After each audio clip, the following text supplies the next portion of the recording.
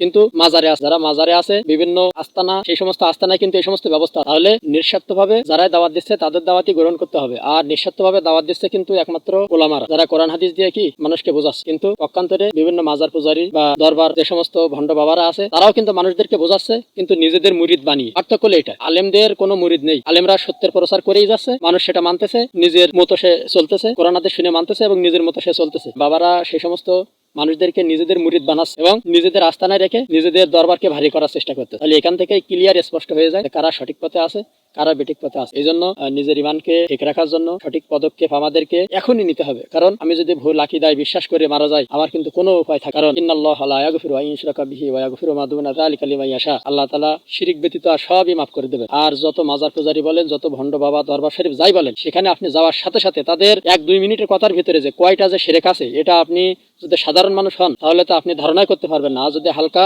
অল্প একটুও কোরআন হাদিস জানেন, তখনই আপনি বুঝতে পারবেন যে তাদের কথার ভিতরে কি পরিমাণ শিরিক বিদআত আছে। আর ইনশাআল্লাহ আমিও আমার ভিডিওর মাধ্যমে দিন প্রচার করে যাব এবং তারা কোন কোন পয়েন্টে কি কি শিরক করতেছে, কোরআনে কারিমের কোন আয়াত তারা অস্বীকার করতেছে, কোন আয়াতের ভুল ব্যাখ্যা দিচ্ছে, সবকিছু ইনশাআল্লাহ এইখান থেকে আমি ইনশাআল্লাহ পাবলিশ করব। আপনারা অবশ্যই সাথে থাকবেন এবং সমস্ত মুসলমানদের জন্য দোয়া করবেন, তারা যাতে সঠিক দিনের উপর থাকতে পারে।